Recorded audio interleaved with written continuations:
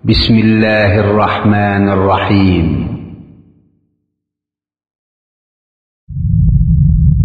مكتب التعاون للدعوة والإرشاد وتوعية الجاليات بالدمام.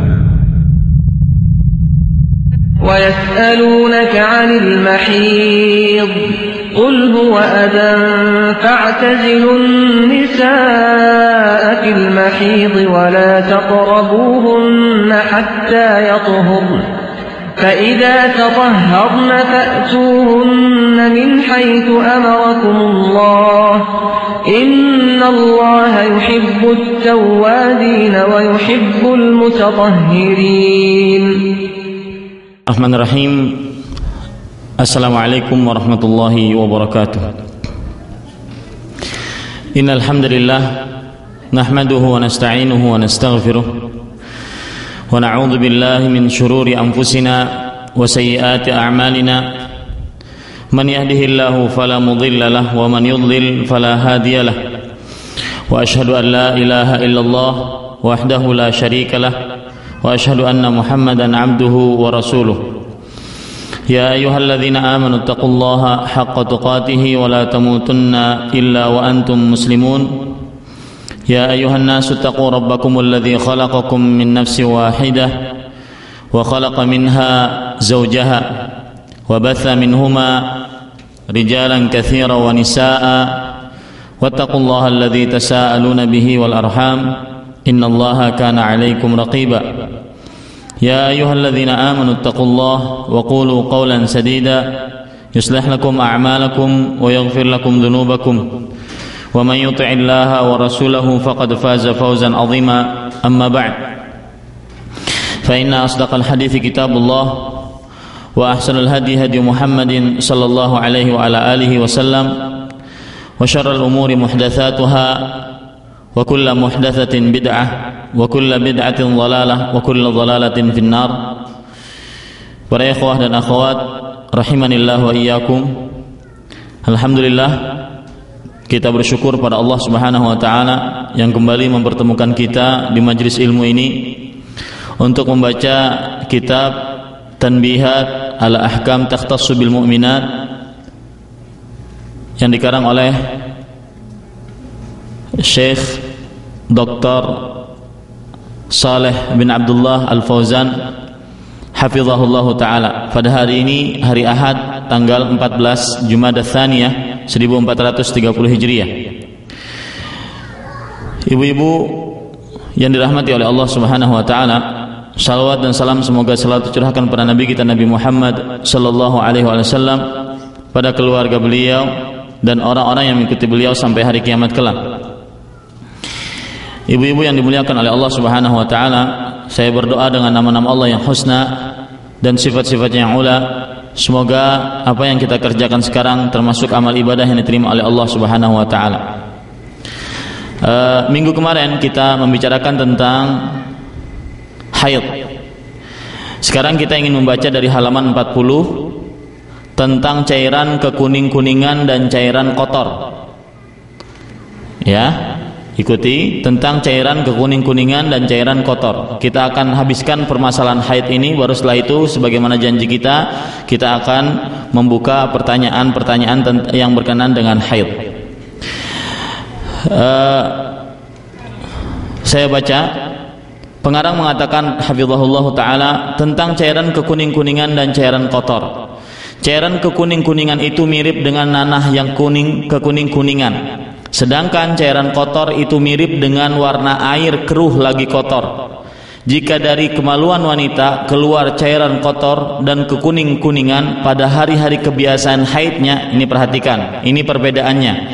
Jika cairan kotor atau kekuning-kuningan pada hari-hari kebiasaan haidnya, maka hal itu dianggap darah haid. Jadi lihat waktunya, kalau seandainya itu keluar pada waktu haid, maka itu disebut dengan haid. Dan hukum yang berkenaan dengan haid berlaku pada kasus itu.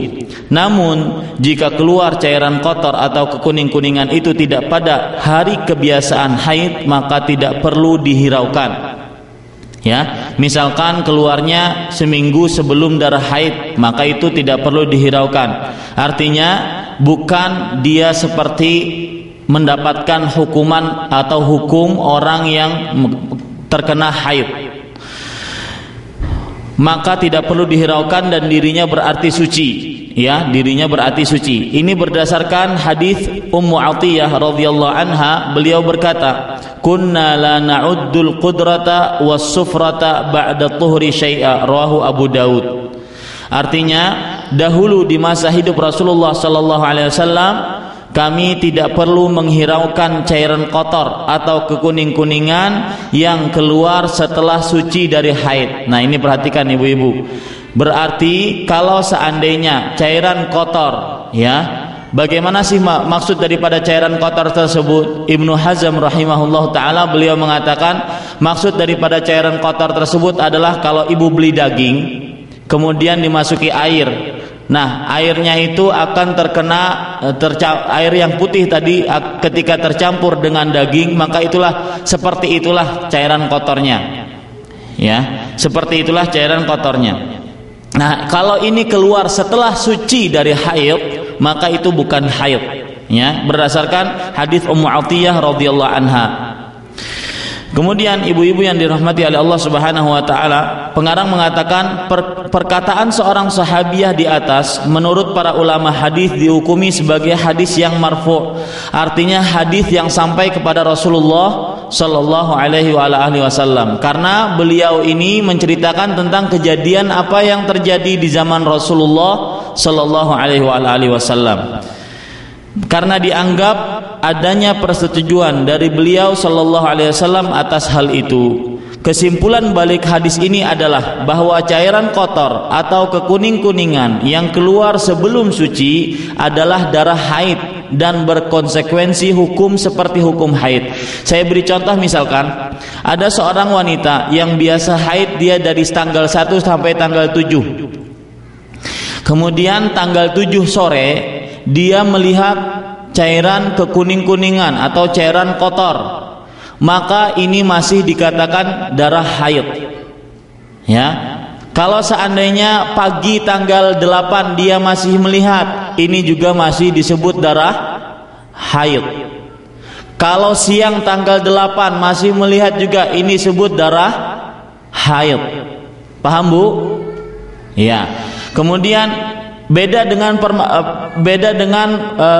potret yang kedua atau kejadian yang kedua. Saya beri contoh. Si wanita ini dia biasa haid dari tanggal 1 sampai tanggal 7. Kemudian berhenti haidnya dan kemaluannya kering dari darah haid. Tanggal 7 sore kering, kemudian dia mandi.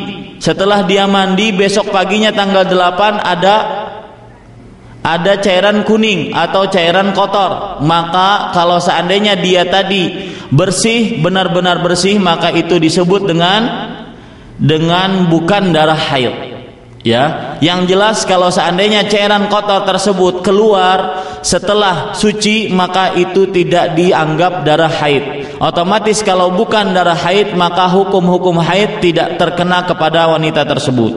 Bisa dipahami ini, Bu? Taib. Ini permasalahan yang pertama, dan mungkin ibu-ibu bisa catat sekarang hal-hal di luar kebiasaan haid.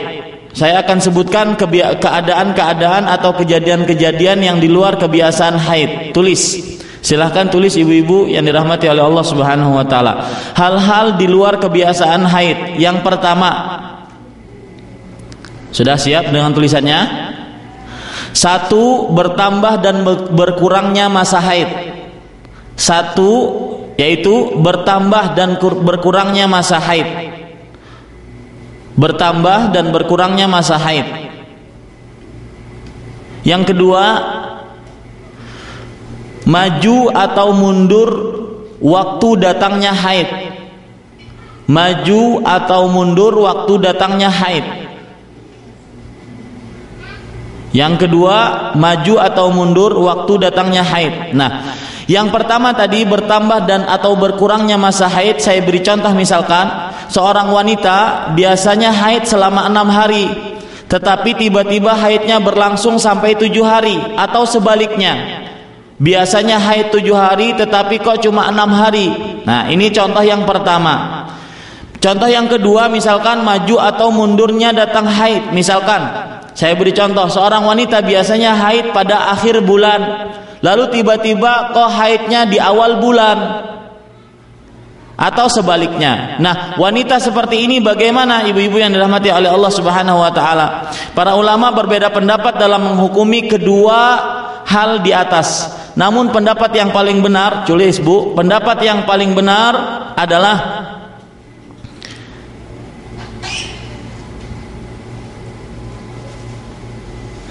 seorang wanita jika mendapatkan darah maka dia berada dalam keadaan haid. Jika mendapatkan darah maka berada dalam keadaan haid. Dan jika tidak maka dia tidak haid. Meskipun bertambah, meskipun berkurang. Ya, berarti yang biasanya haidnya cuma 6 hari, kalau nambah sampai 7 hari berarti dinyatakan haid atau tidak? Ha Bu, dinyatakan haid.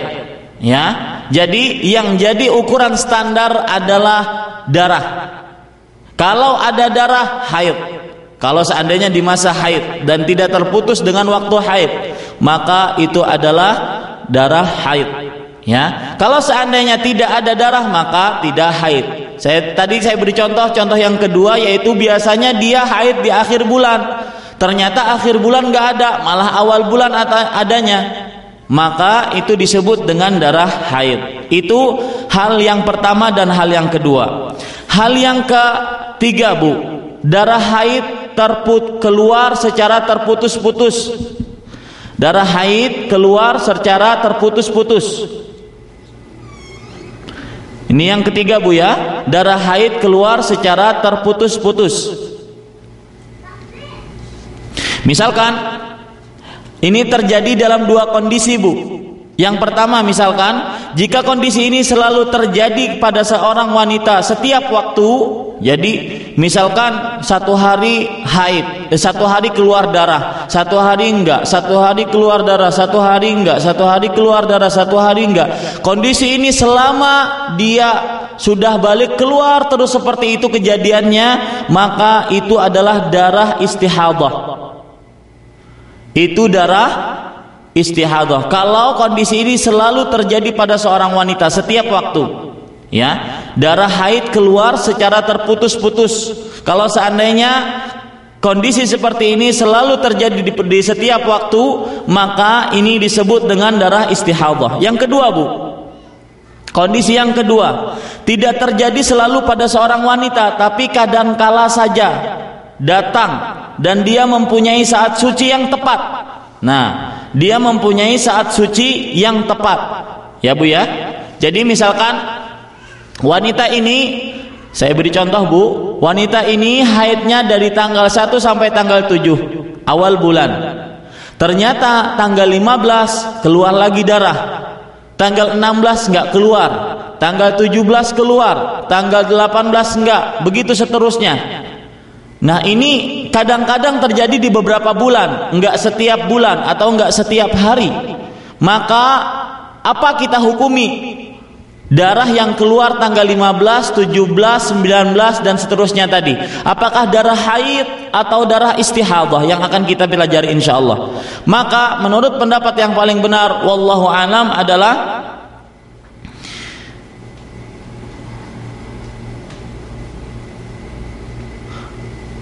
darah itu adalah darah haid.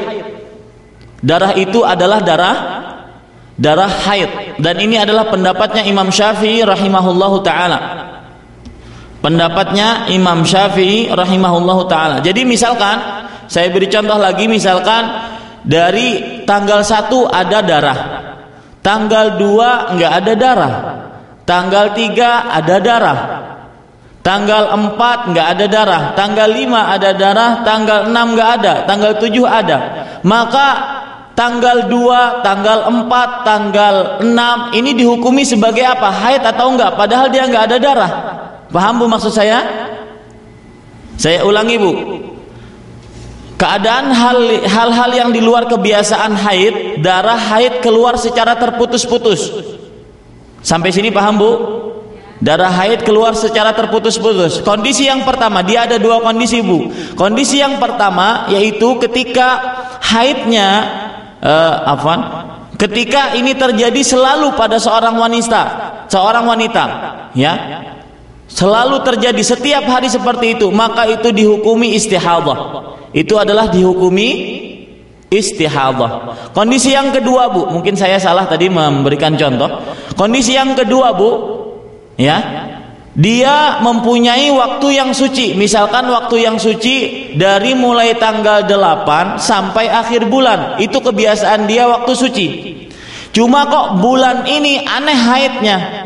Haidnya tanggal 1 keluar darah, tanggal 2 tidak ada darah, tanggal 3 keluar darah, tanggal 4 nggak ada darah, tanggal 5 keluar darah, tanggal 6 nggak ada darah, tanggal 7 keluar darah. Nah, ini yang di sela-sela yang nggak ada darahnya itu apakah kita hukumi haid atau tidak? Paham, Bu, maksudnya? Bisa dipahami, Bu? Ya. Maka ya, pendapat yang paling benar wallahu alam ini adalah hari yang tidak keluar haid itu dihukumi hari haid. Hari yang tidak keluar haid dihukumi hari haid. Kenapa, Bu? Karena ya, kalaupun dijadikan sebagai keadaan suci, berarti yang sebelumnya adalah haid dan yang sesudahnya pun haid. Tidak ada seorang pun yang menyatakan demikian. Karena jika demikian niscaya masa iddah atau dengan perhitungan quru atau haid akan berakhir dalam masa 5 hari saja, ya. Yang jelas ibu-ibu yang dirahmati oleh Allah Subhanahu wa taala, biar ibu tidak bingung, ya, bahwasanya kalau ada kejadian seperti itu terputus-putus dan dia mengetahui sucinya kapan, maka itu, ya, yang terputus itu yang tidak ada keluar darah haidnya, maka itu disebut dianggap juga adalah waktu haid. Gampangannya seperti itu, Bu. Nggak ngerti? Tidak mengerti, Bu? Saya ulangi, Bu. Sekali lagi. Hal-hal judul utamanya, Bu, ya, judul utamanya jangan mikirin masakan, Bu, nanti masaknya buat suami. Hal-hal di luar kebiasaan haid. Paham, Bu, judul utamanya? Hal-hal di luar kebiasaan haid. Tadi sudah kita sebutkan hal pertama, hal kedua, kemudian ada hal ketiga. Hal ketiga yaitu darah haid keluar secara terputus-putus. Paham? Iya. Nah, darah haid yang keluar secara terputus-putus ini ada dua keadaan. Yang pertama yaitu jika kondisi ini terus berlangsung. Artinya dia selama hidupnya seperti itu. Selama hidupnya seperti itu. Sehari keluar darah, sehari enggak keluar, sehari keluar, sehari enggak keluar. Maka ini orang dihukumi haid atau istihadah. Istihadah. Ya, ini orang dihukumi apa, Bu? Istihadah. Nah, kondisi yang kedua, Bu. Kondisi yang kedua yaitu wanita ini mengetahui kebiasaan dia haid dari tanggal 1 sampai tanggal 7. Paham, Bu, ya? Kemudian bersihnya otomatis dari tanggal 8 sampai tanggal 30, misalkan seperti itu. Setiap bulannya seperti itu. Lah, kok bulan ini aneh? Kenapa? Karena mungkin dia minum obat penahan haid. Misalkan contohnya, keluar haidnya aneh. Bagaimana keluarnya? Tanggal 1 keluar darah, tanggal 2 tidak keluar, tanggal 3 keluar, tanggal 4 enggak keluar, tanggal 5 keluar, tanggal 6 enggak keluar, tanggal 7 keluar. Paham? Nah, wanita seperti ini, ya, tanggal yang tidak keluar berarti tanggal 2, tanggal berapa lagi, Bu? 4, tanggal berapa lagi? 6. Nah, 3 hari ini dihukumi apa? Apakah haid atau tidak? Maka pendapat yang paling benar wallahu alam adalah darah haid, ya, bukan darah haid, waktu haid, ya, waktu haid. Demikian. Sebentar, Ustaz. Jadi yang untuk contoh yang pertama itu bahwa yang selalu terjadi, jadi haidnya kapan? Jadi dia istihadah terus-terusan. Iya, istihadah terus-terusan. Nah, orang seperti ini haidnya kapan? Ketika dia tidak mengetahui darah, ya, misalkan nggak bisa membedakan, ya, darahnya kok sama aja keluar ini, atau dia juga dari pertama haid si wanita ini seperti itu, dia tidak punya waktu tetap kebiasaan haid, maka dia lihat saudara terdekatnya.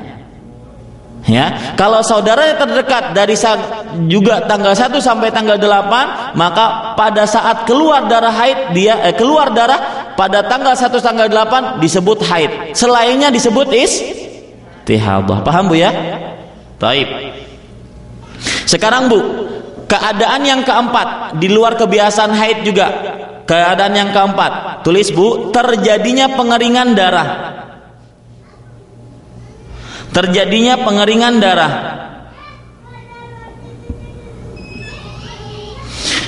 Maksudnya apa? Jika si wanita tidak mendapatkan selain merasa lembab atau basah, nggak ada keluar darah, 1 bulan penuh nggak keluar darah, ya, cuma keluar basah di kemaluannya, maka ibu-ibu yang dirahmati oleh Allah Subhanahu wa taala, Imam Ibnu Utsaimin rahimahullah, beliau berkata, jika tidak keluar darah, terjadi pengeringan darah, cuma keluar basah. Nah, kalau keluar basah itu pada waktu masa haid, maka itu disebut dengan haid. Paham Bu? Ya, sudah. Demikian hal-hal yang di luar kebiasaan haid Bu, hal-hal yang di luar kebiasaan haid. Sekarang kita baca bukunya lagi, halaman 41. Dengan cara apa wanita mengenali ketuntasan haidnya? Dengan 2 cara Bu. Di sini pengarang menyebutkan dengan 2 cara. Yang pertama yaitu keluar cairan lendir putih, ya. Dan ini dinyatakan oleh Aisyah radhiyallahu anha. Beliau pernah, subhanallah, wanita-wanita di zaman dahulu itu, mereka kalau dalam masalah agama Bu, terutama wanita Ansar, wanita kota Madinah, mereka itu berani bertanya, apalagi yang sangat pribadi yang dimiliki oleh wanita. Mereka sampai datang kepada Aisyah membawa kapas, yang kapas itu sudah berwarna kotor, artinya berwarna darah tetapi tidak jelas. Mereka bawa kepada Aisyah, wahai Aisyah, apakah ini darah haid? Dibawa seperti itu.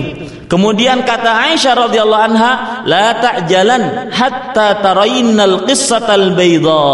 Artinya, kata Aisyah, jangan kalian tergesa-gesa sampai kalian melihat lendir putih. Nah, inilah, dari sinilah para ulama mengatakan salah satu mengetahui cara berhentinya haid kalau keluar cairan lendir putih. Ini yang pertama. Yang kedua yaitu tidak keluar lagi darah sama sekali. Dengan cara apa? Memasukkan kain ataupun kapas ataupun tisu ke kemaluannya, kemudian tidak ada lagi bekas darahnya. Maka itu berarti sudah selesai haidnya. Ya, itu berarti sudah selesai haidnya. Sekarang Bu, yang keempat, masih halaman 41, yang harus dilakukan wanita haid saat ketuntasan haidnya. Ya, yang harus dilakukan wanita haid saat ketuntasan haidnya, maka wajib dia mandi. Ya, wajib dia mandi. Ini perhatikan, banyak permasalahan dalam mandi seorang wanita haid. Hal ini berdasarkan dari sebuah hadis riwayat Bukhari. Rasulullah sallallahu alaihi wasallam bersabda, "Fa idza aqbalat haidatuki fada'is shalah wa idza adbarat faghtasili wa shalli." Artinya, jika datang haidmu maka tinggalkanlah salat, dan jika telah tuntas maka mandilah dan salatlah. Hadis riwayat Bukhari. Sekarang tata cara mandi haid Bu, tulis Bu. Ya, tata cara mandi haid.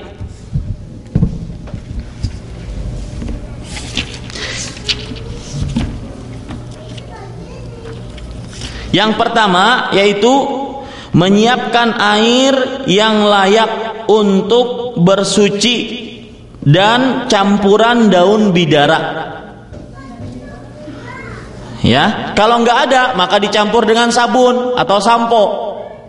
Ya, jadi air disediakan di bak atau di ember, kemudian dicampur dengan pewangi. Itu maksudnya, dicampur dengan pewangi. Kalau seandainya nggak ada daun bidara, dulu pewanginya cuma daun bidara Bu. Ya, daun bidara itu daun sidar Bu. Insya Allah minggu depan saya perlihatkan deh daun sidarnya. Kemudian berwudu dengan sempurna. Ya, ini dalilnya Bu apa? Dalilnya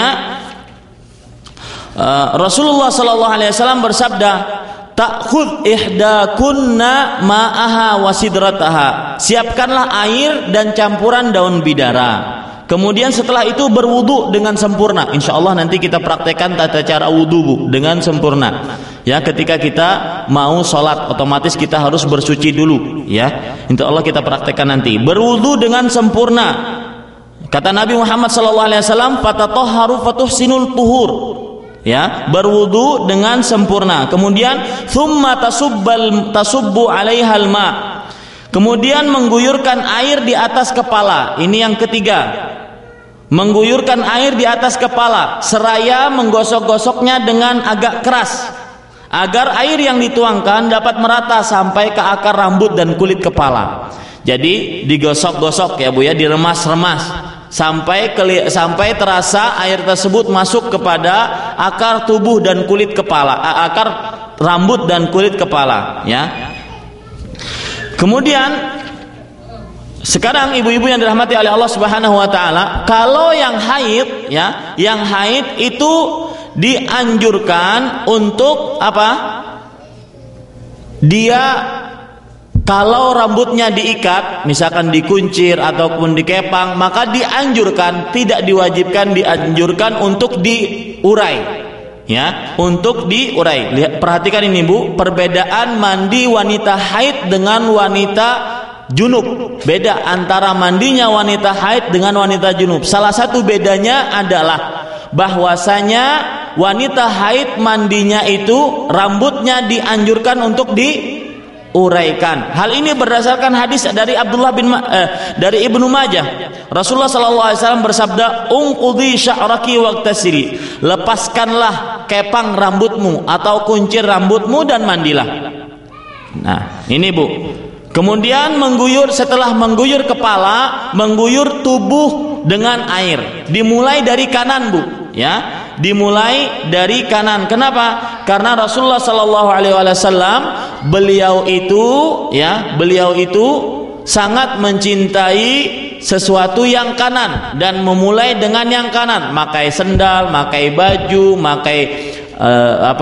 makai celana ya, kemudian juga menyisir rambut sampai bersuci, mandi, wudu ya, bertayamum, beliau usahakan dan beliau selalu contohkan dengan kanan duluan. Maka kita contohkan kepada anak-anak kita memakaikan celana, memakaikan baju ya, menyisir rambut, makan dengan tangan kanan, makan dengan tangan. Dari mulai sekarang Bu, ya, dari mulai sekarang. Kenapa? Karena kalau seandainya sudah dewasa susah untuk merubahnya. Ya, kalau dia sudah terbiasa, misalkan dia kebiasaan kok ngambil dengan tangan kiri, makan juga dengan tangan kiri, maka diambil dengan pelan, dengan hikmah, dengan dimarahin, kemudian dikasihkan ke tangan kanan, baru disuruh makan. Itu dengan begitu dia akan terbiasa memakan sesuatu dan meminum sesuatu dengan tangan kanan. Ini juga satu perhatian ketika mendidik anak. Yang kedua, meminumi anak Bu. Minumi anak, sebagian orang dia biasakan berdiri, coba dibiasakan duduk, itu lebih baik. Karena Rasulullah SAW bersabda, "La yashrabanna ahadukum qa'ima." Artinya tidak boleh seseorang sama sekali minum dengan berdiri, kecuali kalau seandainya ada hajat. Di dalam hadis yang lain Nabi Muhammad SAW pernah minum dengan berdiri. Nah, kemudian yang terakhir Bu, ini juga perbedaan antara mandi wajib dengan mandi junub dengan mandi haid. Yang terakhir dianjurkan untuk mengambil secari kain yang telah dibubuhi minyak wangi, ya, dibubuhi minyak wangi dan menggunakannya untuk membersihkan bekas darah haid. Jadi ibu setelah selesai mandi, maka ibu sediakan tisu atau kapas atau kain yang sudah diwangi, di minyak wangi, kemudian diusapkan atau ditempelkan di kemaluan, ya. Ini termasuk daripada sunnah Rasulullah SAW yang sekarang bagi sebagian besar wanita jarang mengerjakannya. Ya, sebagian wanita jarang mengerjakannya. Apa dalilnya itu Bu? Dalilnya, nah ini perhatikan Bu, ada cerita menarik, ya, dan juga bagaimana pemalunya Rasulullah SAW. Perhatikan Bu ceritanya. Aisyah radhiyallahu anha bercerita, kami bersama Asma mendatangi Rasulullah sallallahu alaihi wasallam, bertanya tentang tata cara mandi besar dari selepas haid bagaimana. Kemudian Rasulullah sallallahu alaihi wasallam menjelaskan dan sampai perkataan beliau, kemudian ambillah secari kain yang telah dibubuhi minyak kasturi atau minyak wangi dan gunakanlah untuk membersihkan diri. Lalu Asma bertanya, wahai Rasulullah, gimana cara membersihkannya dengan minyak wangi tersebut? Kemudian kata Rasulullah SAW, subhanallah, kamu bersihkan saja menggunakannya. Ya, Maha suci Allah, bersihkan saja. Rasulullah SAW malu beliau untuk menjelaskan, membersihkan kemaluannya. Kemudian ya Asma radhiyallahu anha belum juga mengerti, wahai Rasulullah, ya, bagaimana cara membersihkannya? Kemudian dijawab oleh Rasulullah sallallahu alaihi wasallam, ya, kamu bersihkan dengan cara kamu bersihkannya. Asma radhiyallahu anha juga tidak mengerti. Akhirnya Aisyah radhiyallahu anha menarik Asma. Kemudian kata Aisyah, kamu bersihkan bekas darah itu dengan kain tersebut di kemaluanmu, kata Aisyah radhiyallahu anha. Ini kita bisa ambil faedah, ibu-ibu yang dimuliakan oleh Allah Subhanahu wa taala, bagaimana pemalunya Rasulullah sallallahu alaihi wa ala alihi wasallam. Taib. Ibu-ibu yang dimuliakan oleh Allah Subhanahu wa taala, sedangkan mandi junub bagaimana? Catat Bu, mandi junub sediakan air satu. Yang kedua berwudu. Kemudian yang ketiga mengguyur kepalanya 3 kali. Dan kalau mandi dari junub, maka si wanita tidak mengapa untuk tidak melepas kuncir rambutnya atau kepang rambutnya. Ya, tidak mengapa untuk tidak melepas kunci rambutnya, karena Nabi Muhammad SAW pernah ditanya akan hal itu. Kata Nabi Muhammad SAW, kata orang yang bertanya, apakah kuncir-kuncir itu harus kulepaskan ketika hendak mandi junub? Beliau ini ditanya oleh Ummu Salamah radhiyallahu anha. Kata Rasulullah sallallahu alaihi wasallam, la innama yakfiki an tahthai ala ra'siki thalatha hathayat thumma tafidina alaikil ma fatathurin. Tidak, kamu cukup mengguyurkan air di atas kepala sebanyak 3 kali, kemudian kamu guyur seluruh tubuhmu dengan air. Jadi wanita kalau seandainya mandi junub, ya, mandi junub, maka perbedaannya dengan mandi haid 2. Catat Bu, perbedaannya mandi haid 2. Yang pertama, kalau mandi haid itu kepangannya dianjurkan dibuka. Kalau mandi junub tidak dianjurkan untuk dibuka. Yang kedua, kalau mandi haid terakhir dari mandinya memakai kain yang sudah diberikan minyak wangi, kemudian dibersihkan kemaluannya, ya, dibersihkan kemaluannya. Sedangkan kalau mandi junub tidak dianjurkan untuk dibersihkan kemaluannya. Demikian. Baik, saya ingin bertanya Bu, apa bedanya mandi haid dengan mandi junub? Yang megang mic jawab. Kalau mandi haid rambut harus diuraikan, kalau mandi junub tidak usah diuraikan. Iya, satu. Yang kedua,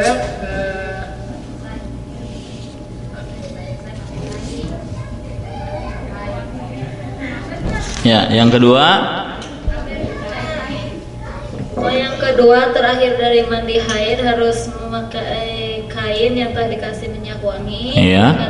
Selesai mandi junub tidak dianjurkan. Iya. Baik. Iya. Dan saya mau tanya Ustaz. Iya, fadhal.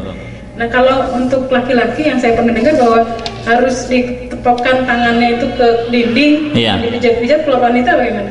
Kalau wanita maka sama seperti itu Bu, tidak ada bedanya antara wanita dengan laki-laki dalam masalah mandi haid, mandi junub, ya, sama. Cuma kita tadi tidak menyebutkan karena sekarang bukan membicarakan masalah mandi, wudu dan sholat, ya. Tapi saya ingin menegaskan saja perbedaan antara mandi haid dengan mandi junub, 2 itu perbedaannya. Taib. Satu lagi katanya Ustaz, ada pertanyaan. Ya. Tadi menyiapkan Air. Mandi haid dengan air yang dicampur dengan bidara atau sampo kalau nggak ada bidara. Iya. Nah lalu berwudu dengan sampo dan ini air yang sudah dicampur dengan sabun itu tidak apa-apa? Tidak mengapa, tidak mengapa. Karena dia masih nama air. Ya, dia masih nama air, tidak berubah namanya. Tidak berubah namanya, masih nama air. Baik, sekarang 43. Ustaz? Iya. Jadi harus pakai bathtub dong. Kalau nggak pakai itu, pakai apa? Ember.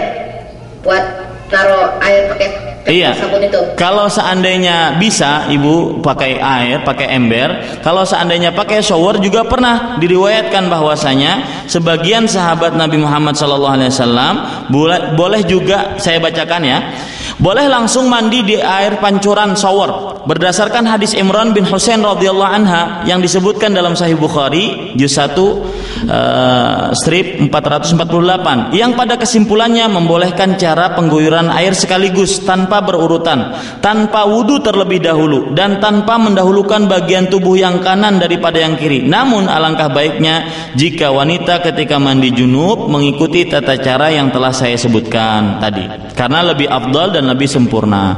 Jadi seperti itu Bu. Jadi kalau seandainya sekarang kita pakai shower saja, nggak ada bak, nggak ada ember, ya, maka caranya adalah ibu ketika menyiramkan air ke kepala ataupun ke tubuh itu sudah dikasih sampo, ya, kepalanya sudah dikasih sampo dan juga badannya sudah dikasih sabun agar kita bisa menyatukan seperti itu. Tapi lebih utama lagi kita memakai ember, kemudian kita isi sabun, kita isi sampo ataupun wewangian agar kita air tersebut dicampur dengan wewangian. Wallahu a'lam.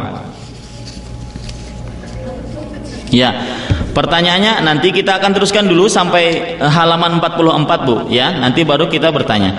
Peringatan penting. Nah, ini permasalahan penting karena ya sering sekali terjadi dengan para wanita. Pengarang mengatakan hafizahullah, wanita haid atau nifas jika suci, perhatikan Bu permasalahannya, ini pelik. Jika suci sebelum matahari terbenam, ia harus melakukan sholat zuhur dan asar untuk hari itu. Misalkan saya beri contoh, ya. Wanita ini haid, kemudian suci jam 5 sore, otomatis belum maghrib. Ya, maka kata pengarang harus mengqadha salatnya zuhur dan asar. Jika suci sebelum terbit fajar subuh, ia harus melakukan sholat maghrib dan isya. Ya, jadi misalkan ibu haid, kemudian suci jam 2 malam atau jam 1 malam suci, maka dia harus mengerjakan sholat maghrib dan isya menurut pengarang. Ya, karena nih dalilnya apa? Karena waktu sholat yang kedua asar ataupun isya itu juga waktu bagi sholat yang pertama zuhur atau maghrib dikala adanya uzur. Pengarang hafizahullah dan ulama-ulama yang lain, jumhur ulama mengatakan bahwasanya keadaan haid seperti ini seperti orang musafir. Ibu kalau lagi musafir, ya, kemudian ibu ingin sholat asar di jamak takhir, ibu boleh nggak menjamak takhir? Boleh nggak? Boleh. Jadi ibu mengerjakan sholat zuhur dan asar di waktu asar. Nah, ini persis kata dia seperti itu. Karena ibu sekarang ada uzur, yaitu uzurnya haid, dan ibu sudah suci dari haid, ya, pada waktu di sholat yang kedua, suci dari haid pada waktu di sholat yang kedua. Maka kata jumhur ulama di sini yang saya maksud siapa? Imam Malik, Imam Syafi'i, Imam Ahmad ibnu Hanbal, maka harus mengerjakan 2 sholat tadi, zuhur dan asar, atau maghrib dan isya. Ya, tetapi ini pendapatnya siapa? Jumhur ulama. Akan tetapi ibu-ibu yang dirahmati oleh Allah Subhanahu wa taala, pendapat yang paling benar wallahu a'lam adalah bahwasanya, tulis Bu, pendapat yang paling benar. Pendapat yang paling benar adalah seorang wanita, tulis ini didikte, seorang wanita yang haid, bukan yang haid, yang suci dari haid, sama saja sebenarnya ya, yang suci dari haid sebelum selesai waktu asar, tulis seperti itu, sebelum selesai waktu asar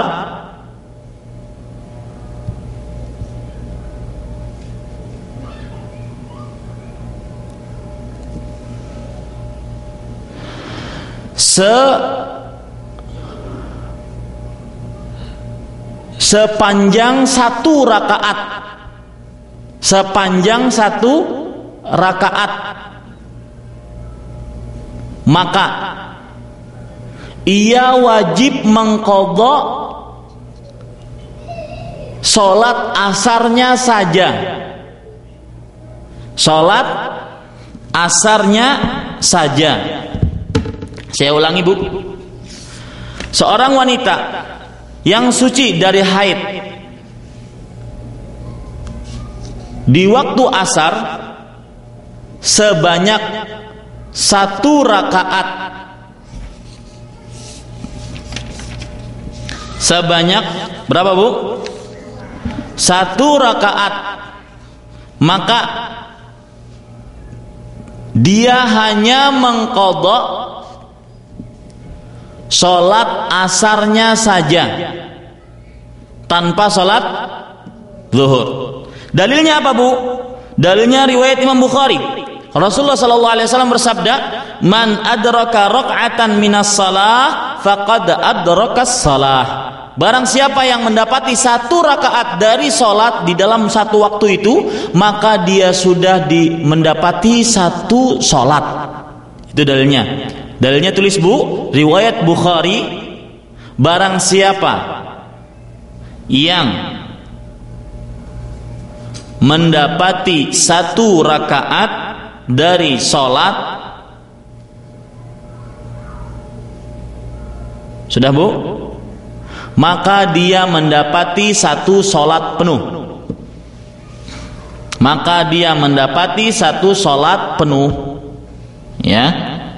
Dan ini pendapatnya Imam Ibnu Hazm dan juga pendapatnya Imam Abu Hanifah dan juga ulama yang terkini yaitu Imam Ibnu Utsaimin rahimahullahu taala. Taib, sekarang saya bertanya, Bu. Ada seorang wanita, dia suci dari haid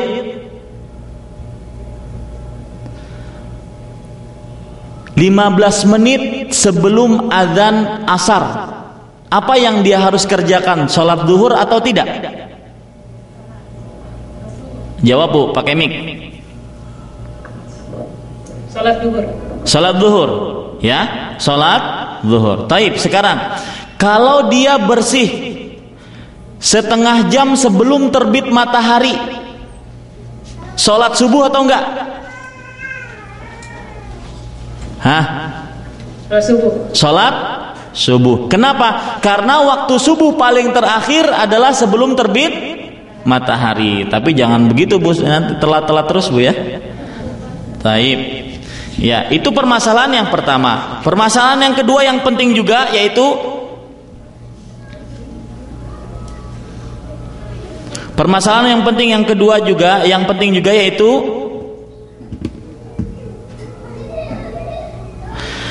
saya beri contoh, Bu, ya.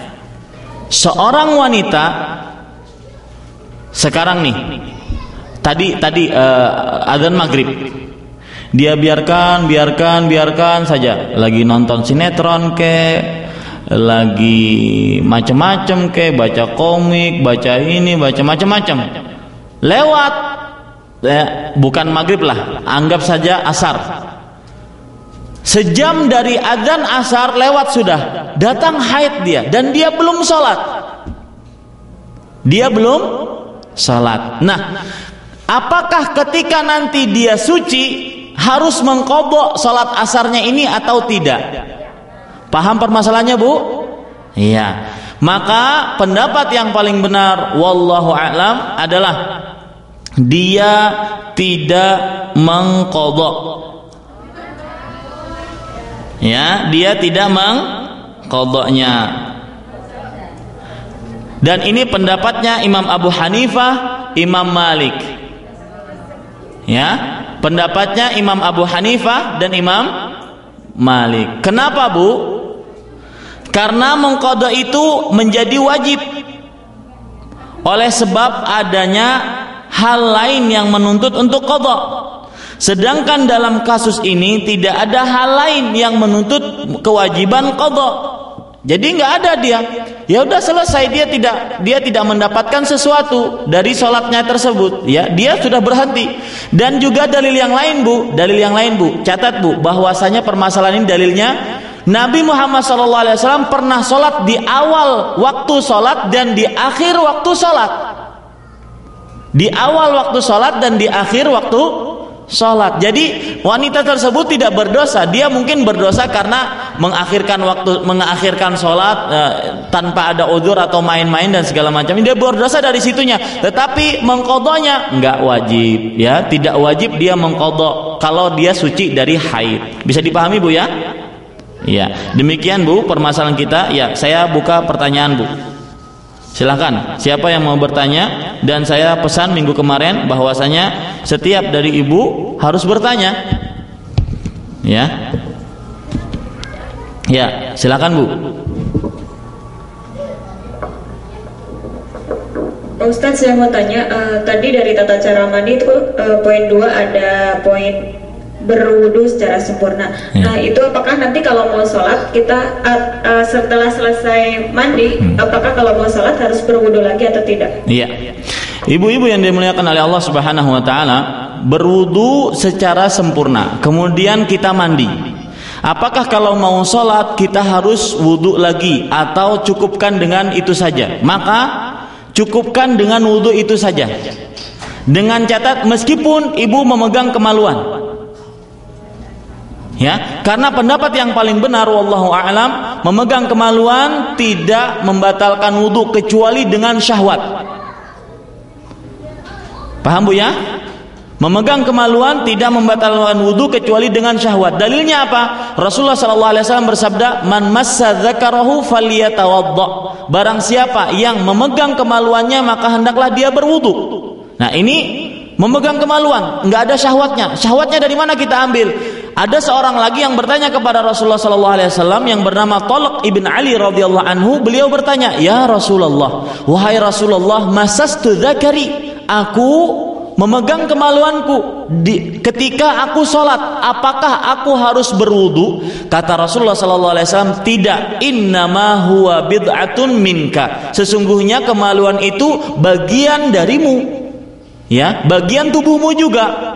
Nah, ini persis dengan apa yang dijawab oleh Abdullah bin Mas'ud radhiyallahu anhu ketika ditanya, "Wahai Abdullah bin Mas'ud." Abdullah bin Mas'ud adalah sahabatnya Nabi Muhammad sallallahu alaihi wasallam. Ketika ditanya, "Aku memegang kemaluan, apakah aku harus berwudu?" Kata Abdullah bin Mas'ud, "Sebagaimana kamu memegang hidungmu, maka seperti itu pula kamu memegang kemaluanmu." Megang hidung batal wudu enggak, Bu? Enggak, ya. Jadi yang menjadi membatalkan wudu adalah wallahu alam, menurut pendapat yang paling rajih dari para ulama adalah pendapat yang memegang kemaluan dengan syahwat saja. Berarti dari sini kita bisa ambil kalau orang berwudu sebelum mandi kemudian dia mandi pun memegang kemaluan maka tidak membatalkan wudunya dan dia boleh langsung mengerjakan sholat. Ya. Silakan, Bu. Ini Ustadz mau menanyakan soal pertanyaan minggu yang lalu karena banyak ibu-ibu yang merasa belum jelas, repot ya dengan fatwa bahwa harus mandi lagi setelah pada waktu haid suami menggauli tetapi tidak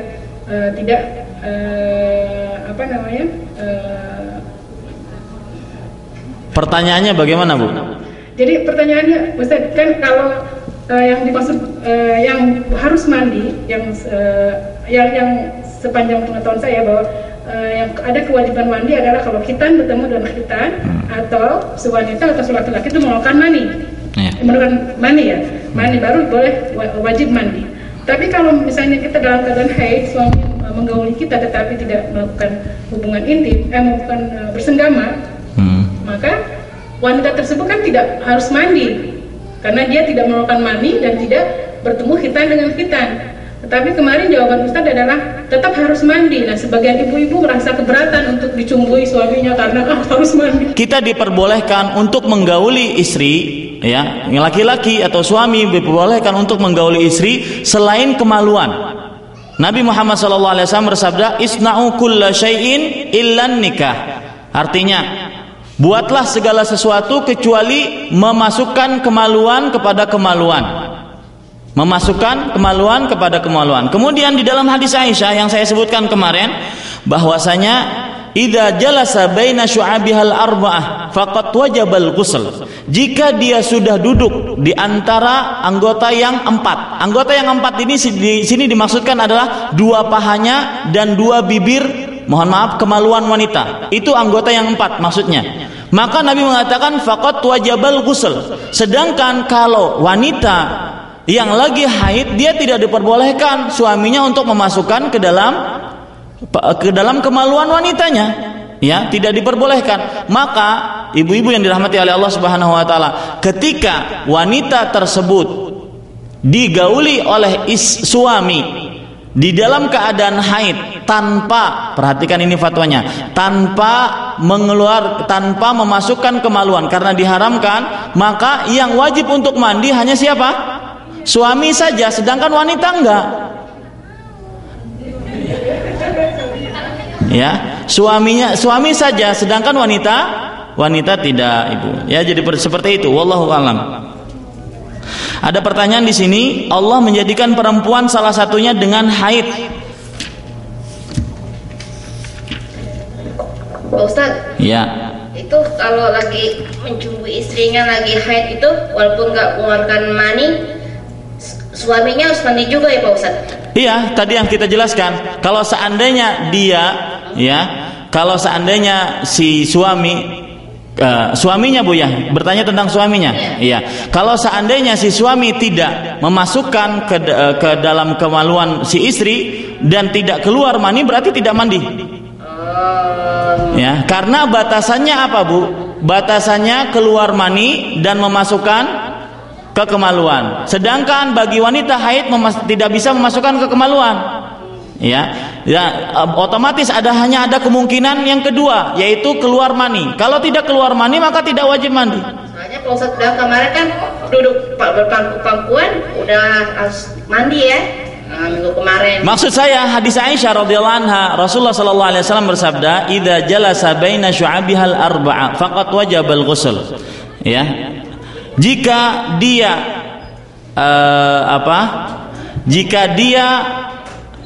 duduk di atas kaki dan juga kemaluan wanita, maka kemudian bertemu khitan, maka dia harus mandi. Itu dia. Sedangkan sekarang wanita haid tidak bisa dimasukkan kemaluannya, ya, dan juga berarti cuma ada satu kemungkinannya yaitu si suami keluar air maninya. Nah, kalau tidak keluar berarti tidak wajib mandi, bagi suami saja. Wallahu a'lam. Ustaz, ya. Tadi kan kalau mandi itu kan harus wudu ya. Iya. Kalau megang kemaluan itu nggak batal. Ya. Kalau kentut gimana? Nah, kalau kentut berarti batal Bu. Batal ya? Iya. Karena ya, berarti wudhu lagi sebelum sholat, ya. Kalau kentut batal, ya. Kalau keluar angin. Ustaz, tentang keluar angin tadi, ya. Waktu kita wudhu, sebelum selesai wudhunya kita kentut lagi. Ya. Apakah diulangi dari awal? Dari pertama Bu, dari pertama diulangi, ya. Karena wudhunya berarti sudah batal, berarti dari pertama, dan wudhu yang di tengah-tengah itu tidak tidak tersempurnakan gitu ya. Wallahu a'lam. Ya, ada lagi 2 menit lagi baru kami ke masjid. Ustaz, ini untuk menentukan masa terakhir haid, ya. Harus menunggu. Ya, ini bagus pertanyaan, coba dengarkan. Harus menunggu cairan bening. Iya. Atau Tapi kadang sebelum cairan bening itu keluar, sudah ada waktu-waktu sholat yang pada waktu itu darah itu sudah tidak keluar lagi. Iya. Terus apakah kita itu harus nunggu sampai keluar cairan bening tersebut? Jawabannya sebagaimana yang dijawab oleh Aisyah radhiyallahu anha. La ta'jalan hatta tarayinnal qissatal bayda. Artinya jangan kalian tergesa-gesa sampai kalian melihat cairan lendir putih. Walaupun misalnya taruh 1 hari gitu sama sekali nggak keluar darah. Nah, maka pada saat itu Bu, Ibu harus mencari cara yang kedua, yaitu tidak keluar sama sekali darahnya dengan cara memasukkan kain atau apapun ke dalamnya sehingga tidak ada bercak darah lagi. Udah kita gitu, Iya. bersih, tapi kadang berapa saat kemudian kalau misalnya pagi atau sore ada keluar sedikit aja. Nah, itu berarti belum Bu. Itu belum. Ya, makanya itulah faedahnya Aisyah radhiyallahu anha menceritakan itu. Jangan sampai berhenti. Karena sebagian wanita merasa, "Oh, sayang sholat saya." Gitu kan ya. Sayang sholat saya, apakah ini benar? Enggak, tunggu. Pokoknya tunggu sampai bersih. Karena ibu sekarang yakin haid. Ya, dan tidak akan bisa berkurang, tidak akan bisa hilang keyakinan tersebut sampai datang keyakinan lagi. Tidak boleh keyakinan tersebut dihilangkan dengan keraguan-raguan, nggak boleh. Yakinnya haid. Ya, begitu Bu ya. Demikian. Mudah-mudahan bermanfaat. Apa yang baik itu hanya dari Allah Subhanahu wa taala, apa yang buruk itu dari kami pribadi manusia biasa. Wassallallahu ala nabiyina Muhammad walhamdulillahirabbil alamin. Wassalamualaikum warahmatullahi wabarakatuh.